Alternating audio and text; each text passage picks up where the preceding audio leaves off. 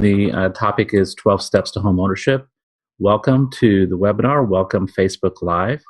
I am really excited about using this platform. It's new to us, but hopefully one that we can get very proficient with over time. Ready, set? First slide to the webinar for 12 Steps to Homeownership. This is a book that I wrote and released just a few months ago, and what we're presenting today is information related to the book, which you can find on Amazon. We don't have the ebook up just yet. It's been a little more complex than we anticipated, but I've got great service providers working on that. So the book is up on Amazon presently, and you can also find it on johnwellhoyt.com. And you'll see here on this particular slide a logo for my new podcast, which is entitled John Wellhoyt on Real Estate. And that was released in just August of this year. So there's 4 episodes up so far. I think you'll like what you see there, so please take a listen. You can find it also on iTunes, Google Play, and Stitcher. So today's webinar is 12 Steps to Homeownership. And here's our first primary slide about the topic. And there are steps to homeownership. And my view on that is a little different than most people, because I don't start with looking at homes. I start with you and your family, and you making that decision on whether or not you want to become a homeowner and why. And then looking at the financial side, the financial segment of becoming a homeowner, and working through that process with your own people. And what I mean your own people, I'm referring to your accountant, your financial planner, your spouse, your significant other, and talking through that process before you ever go look at a home, before you ever engage with a realtor, so that you're really teed up appropriately before you start the process in earnest, where you're devoting significant time to the process. You need to know really what you qualify for in terms of a home loan, but even before that, you need to decide on so many things that are related to home ownership that put you in the mode of for when you start, you really are prepared for the search, for the task at hand, and you're able to accomplish it because you've done all the homework. You've set and went through the sequence, and you now know what to expect next. There's really no surprise. The first step is, do you want to become a homeowner and why? And if you do, can you commit to that? And it really is it's a subjective thing to make that decision, to come to that decision point. It's not one that you should take lightly, but at the same time, it has so many ramifications, financial and otherwise, for you and your family. Because if you decide to become a homeowner, that means you're committing to not only becoming a homeowner, but you're committing to becoming a homeowner in a certain place. And for some people, just that one commitment is a hurdle that they have to get over before they can start down the road of saying, yes, this is something we really want to do. That doesn't have anything to do with financing or financials or your financial output or your financial intake. That's just a subjective question. Do I want to commit to being in this place? Whether it's Anaheim Hills, whether it's Humbly, whether it's upstate New York, wherever that is for you, have you made a decision that that's where you want to be? That's where you want to grow some roots and stay put for a while. So it's not only a financial decision, it's an emotional decision, and one that you need to take some time and contemplate. I suggest talking about it over coffee with you and your spouse or significant other, and more than once, of course. It may be a 2 or 3 week conversation of just going through it, mulling it over, sleeping on it, making that decision together before you proceed to the next step in the sequence. And the next step is to know your exit strategy before you buy. And for many people, that's an unusual thing. Well, why should I think about exiting a home when I haven't even bought a home? Well, the reason for that is many, but part of it is really just deciding on where you want to be and how long you want to be there. And thinking about that, thinking through that process, even before you buy a home, really will assist you significantly in settling on a place, and settling on a timeline, and settling on where you want to be for an extended period. So I ask you to think about your exit strategy even before you buy a home, simply for the purposes of understanding this is a long-term commitment, very likely 5 to 7 years, perhaps longer. And with that, I want you to just take the time, again, to contemplate that prior to looking at homes, prior to looking for a mortgage, prior to engaging with a realtor that will assist you in the process. Think about where you want to be, think about how long you want to be there, and then come to a conclusion about how that thinking fits into your home ownership prospects. The third step in the process is deciding on property type. And some people, there's very limited options, right? If you're in a major metropolitan and you intend to be downtown, condos or townhomes may be the only thing available. But in a larger circle of options, you'll have single family homes, condominiums, townhomes, co-ops, other types of home structures, maybe buying a piece of land and building a home, more than just a single family home, more than just one property type. So looking at property type has to do with lifestyle, but it also has to do with location and the availability of housing stock. If you're in Dallas, there's everything under the sun from trailer homes to $5 million homes. So that's a wide array. In other metropolitans, there may be only single family homes and no other options. In other places, there's even duplexes and triplexes, which is a home choice because it's less than 4 units. You can buy a home that has 2, 3, or 4 units with home ownership financing.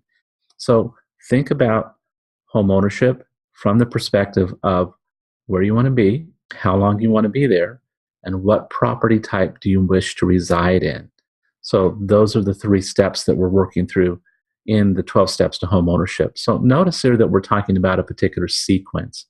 And that sequence allows you to think through the process before you spend any money.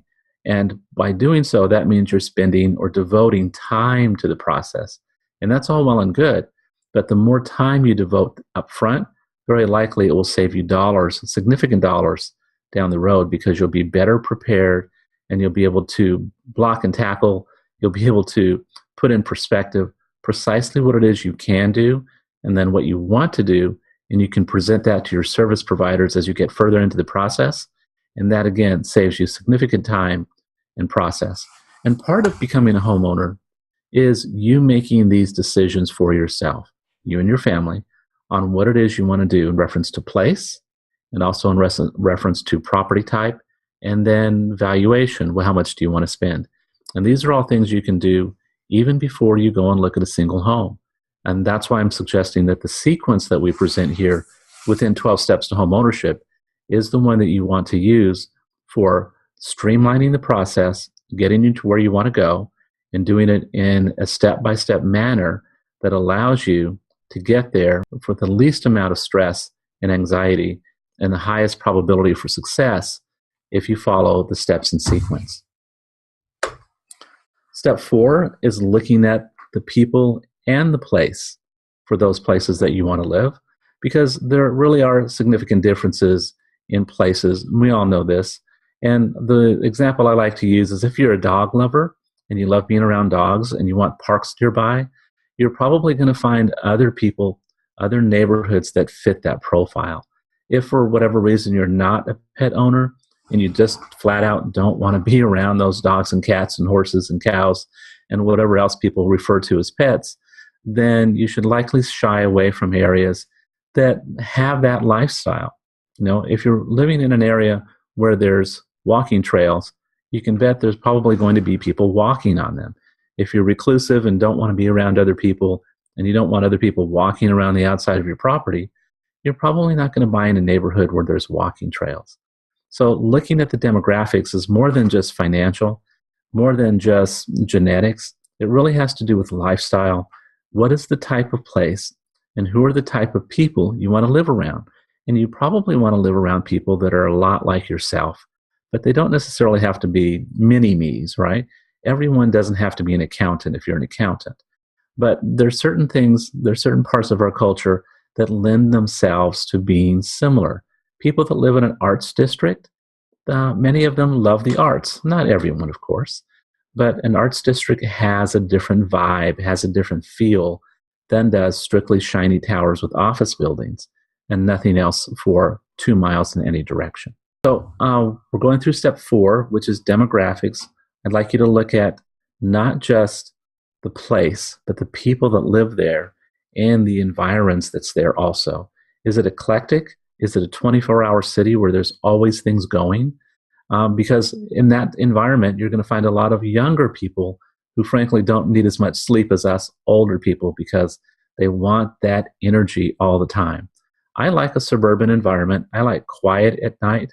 When I travel, and I travel a lot, it takes me that first hour to re-engage when I'm in a big city, get accustomed to the pace and to the noise of the city. And cities are different. Chicago's a lot different than Montreal, which is a lot different than Boston. So everyone has a different level of commotion, whereas the suburbs are pretty much quiet after 5, right? Quiet after 9, and there's no rustling until the school buses start the next morning.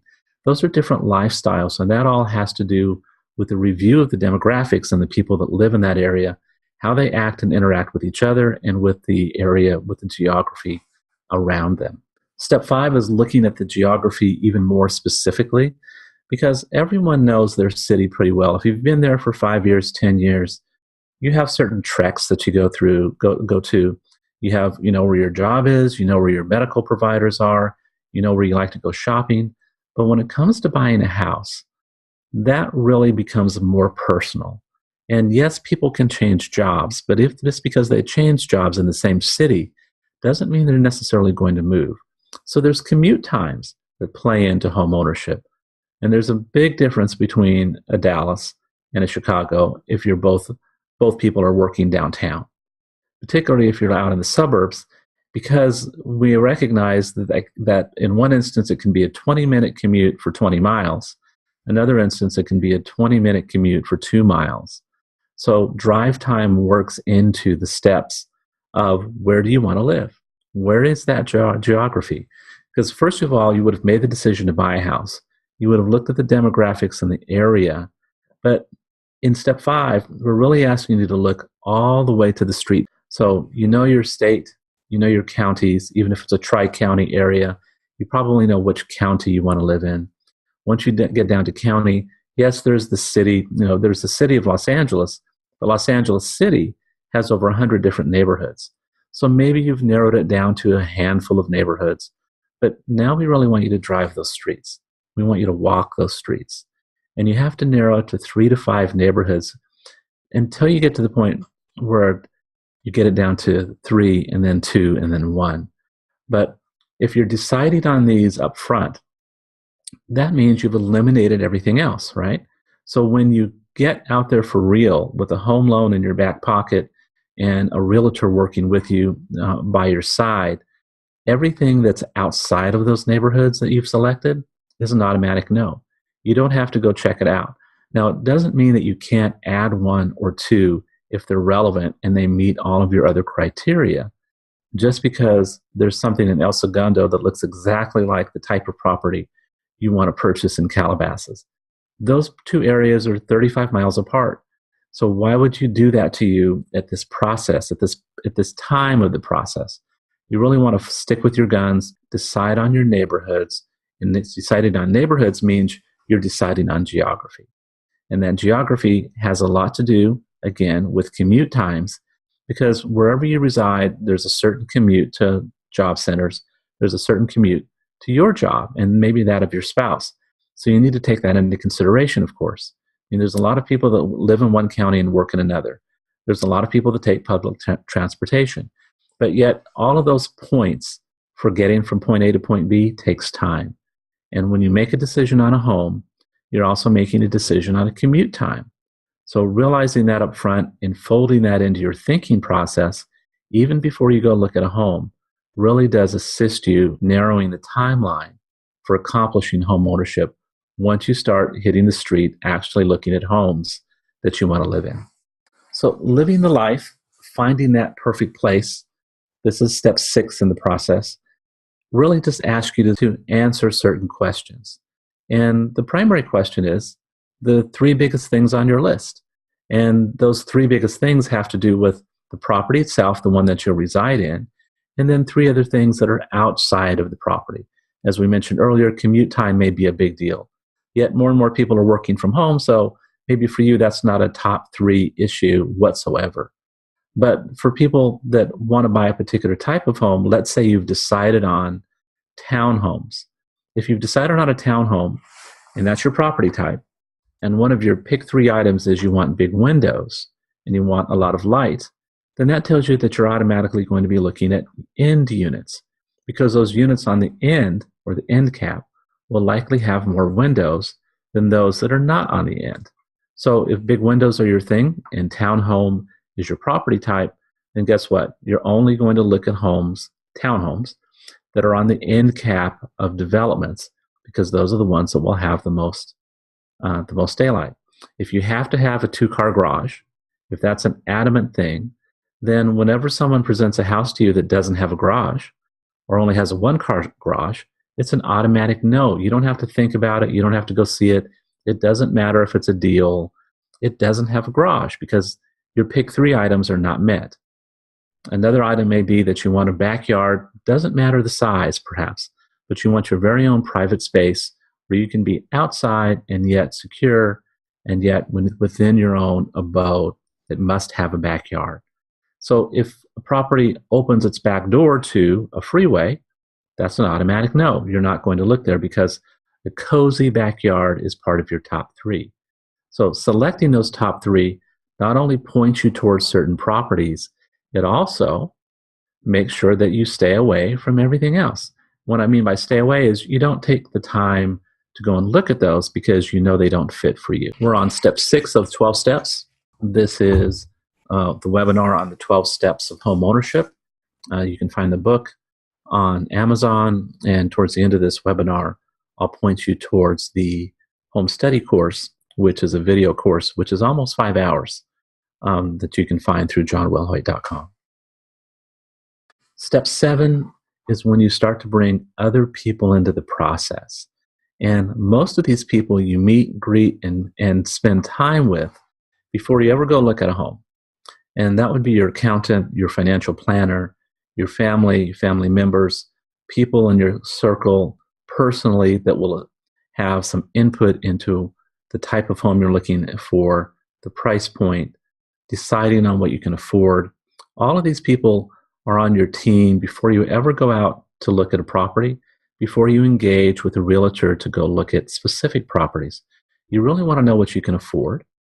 And you also want to make that personal decision on the types and locations of the neighborhoods that you would prefer to live in.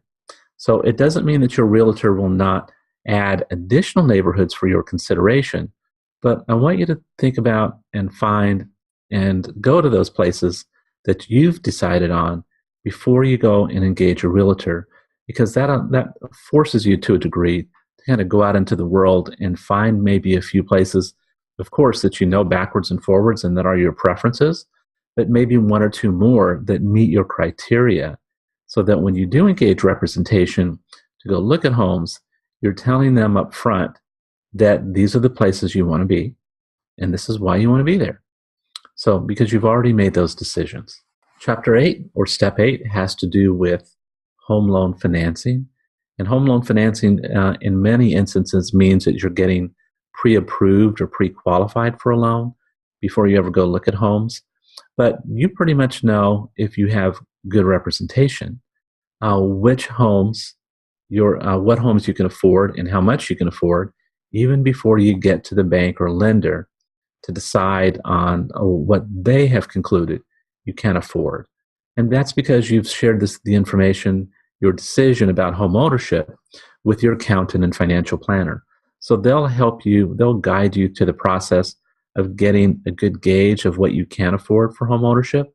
And then when you go to the home lender, whether it's a banker, mortgage banker, or a credit union, they will further validate what you can afford.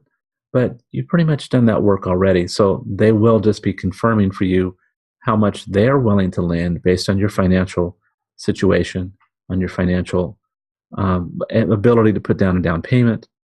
And they'll give you a letter either for pre-qualification or for pre-approval that you can use, that you can have to start the home ownership buying process, meaning now you're really ready to go out and look at homes out in the marketplace. House hunting is probably Step 9 is probably the biggest segment of the home ownership online course. It's probably the most detailed because there's so many steps. There's so many pieces to it. So with that, you can see here a synopsis of Chapter 9, all the things that are at your disposal for home seeking or home searching. So think about these notes, think through this process, but at this point you have engaged representation, you have engaged a realtor. They will help you through this process so that you can get to the goal of homeownership. But or just recognize there's a lot of steps to looking for a home, even when you get out there in the streets, even though you've already decided on neighborhoods, even though you've already decided on locales, you've got a home loan, you have representation, yet there's still work to do to get you where you want to go. And that is the house hunting process. And these are most of the pieces necessary to get you through that process. Step 10 is making the offer on a home. And you'll, of course, not make an offer unless all of the prior steps are accomplished. From the fact that you've decided to purchase a home, that you've looked at neighborhoods, demographics, you've looked at your financial condition, you've pre-approved or pre-qualified for a loan, you've narrowed your neighborhoods. All of those things are in your back pocket. All of those things are part of the process you've already completed before you make an offer. So that's why sequencing is important here. The sequence allows you to have a high level of comfort when you get to the offer making step, because you've done everything that's necessary to get to this point, and you pretty much know the outcome under the presumption you can agree on price. Then the next steps will make you a homeowner in short order. Short order can be 30 to 60 days, but it depends on how long you've taken for the entire process. Depends on how long you've taken to accomplish each step along the way. So with the 12 Steps to Homeownership home study course, for each section, there's also an action steps page. Now, if you buy the book on Amazon, we put 3 action steps in each chapter, which is plenty to get you started in the process. The homeownership home study course probably increases that to about 5 to 7 per chapter. Action steps that you can accomplish to get through that part of the process before you go on to the next sequence. Once your home loan is approved, once your offer is accepted, then there's a home inspection that's accomplished, and that home inspection will allow you to have a good level of comfort that the home you're buying is up to speed, that everything works, that there's no significant flaws, that there's no cracks in the foundation, that the roof's in good order. So home inspection is a very important part of the home buying process, not one that you can skip, but recognize that before you become a homeowner, someone other than yourself, a trained professional, really should accomplish a home ownership inspection on the home that you're purchasing. And on closing day, there are still steps to accomplish, but look at everything that you've done up until now.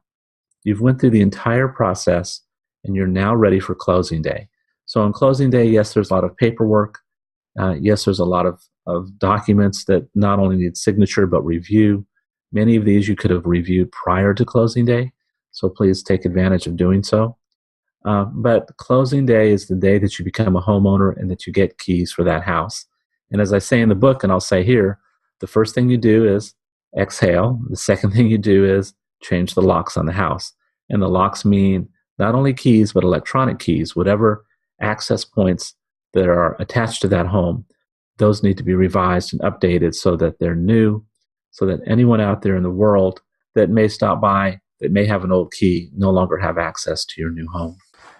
This is one example of what your new home can be, but back to earlier parts of the sequence within this course. What type of home do you want to buy? Narrow it to 1 or 2 so that you're not looking at everything else. So if condos and townhomes are the 2 home types that you want to look at, then those are the 2 you should look at and nothing else. But you've taken the time up front to make a decision on what those property types should be. With the home study course, here's the curriculum. Here's the sequence of events. And the minutes here is the the video length for each chapter or for each segment. So it is a pretty involved course. It is between 4 and 5 hours of video. There's handouts for each chapter. There's extended action steps for each chapter for you to review and accomplish in your journey towards buying a home. The course itself is $97. You can access the course through johnwellhoy.com, online courses, or you can purchase access to the course for $19 a month. Either way, and it gives you full access to the entire home study course. If you purchase the home study course based on reviewing and coming to this webinar, then I'll include for free the home study course, which is a spiral-bound 60-page book, and a copy of the book that's on Amazon that's a $12.95 value, 12 Steps to Homeownership paperback class also. So purchasing the home study course for $97 also gets you these 2 books for free. If you buy just the $19 access, $19 monthly access, we do not include these two premiums. So it's $97 for the home study course with the between 4 and 5 hours of video and everything else we've discussed here. Or you can purchase also just the book directly from Amazon for, I think it's $12.95. And that gets you about a 150-page book, if I recall, that has all 12 steps in sequence and has 3 action steps per chapter to assist you in getting deep into the process of becoming a homeowner. As I shared earlier, my new podcast just released. We will start having home ownership related podcasts here over the next few months. There's 3 topics that we cover in my podcast: home ownership, real estate investing, and property management. So we have just 4 shows out thus far, but more coming, of course. If you would like to ask a question, please do so, and I should be able to see it here on my screen. How much lead time do I need to buy a house? That's different for everybody, of course, but at least 3 months and as much as 12. If you already have your down payment, then that's a big part of it, of course, and you don't have to gather or garner that beforehand. So 3 months on the low side if you're really in a hurry, but anticipate that it's going to be longer than 3 months and maybe as much as 12 months. Okay, next question. Where is the best place in the country to own a home? Okay, my response to that would be, where's the best place in the country where you would want to buy a home? Because becoming a homeowner is all about you. It's not about where it is in the country. If it fits you, back to geography, back to finding that county, that city, that street that you want to live in. So if you're looking at appreciation values, the big cities have more appreciation than non-big cities. But if you don't live in a big city and don't intend to, that's irrelevant for you. If you love rural America or somewhere in between, the best place to buy a house is someplace where you will be comfortable, where you want to live, where your commute time is reasonable, because we don't want you to buy a home only for the sake of having to spend 2 hours a day on the road, unless that's really the best option for you all the way around. So where's the best place in the country to buy a home? Wherever it is you're most comfortable and that fits within your financial profile. One more question I see. Do you have a preferred lender? I can't say I have a preferred lender, and I don't want to name names with respect to certain lenders, but I will say, well, I've got to mention one name. Wells Fargo is the biggest mortgage lender in the United States, so I'll tell you that, of course, they do a huge amount of business. But the best place for a loan initially to obtain a loan is probably with your local bank or credit union. And that doesn't necessarily mean that they will make the loan and keep the loan, because most lenders turn around and sell their loans to a governmental agency. But that local lender, local bank, or credit union, they will keep servicing usually. So you'll have a local contact person. Any issues, any matters with your loan, you can still go to a local branch and address those without having to go out and wait on an 800 number or a humongous website with a understaffed customer service department. So think about local first, and then secondly, think about a large national lender. But Beyond that, I would suggest using a mortgage banker. If you really want to get the absolute best rates, then a mortgage banker will provide that for you. But the process will be a little bit more clunky, and it will take not necessarily longer, but it'll be a little bit less impersonal. So with this course, we're thinking that you're a brand new homeowner, haven't owned a home before. So we want you to be around people that can offer you a little bit more hand holding. And that's why I suggest your local bank or credit union first versus a mortgage banker or an out-of-town lender. So this concludes our webinar. It wasn't quite as long as I thought it would be, but we did kind of go through the paces of everything, but we did go in sequence also through all 12 steps. I hope you consider the online course. You can find it at johnwellhoyt.com under online courses. And if you access it through that website, the course is $97 to purchase the course or $19 a month to have access to it. Thank you so much for coming to today's webinar. This is our first one, and I think we had a few little glitches, but nothing that we couldn't push through. So I really appreciate you being here. Thanks again for attending.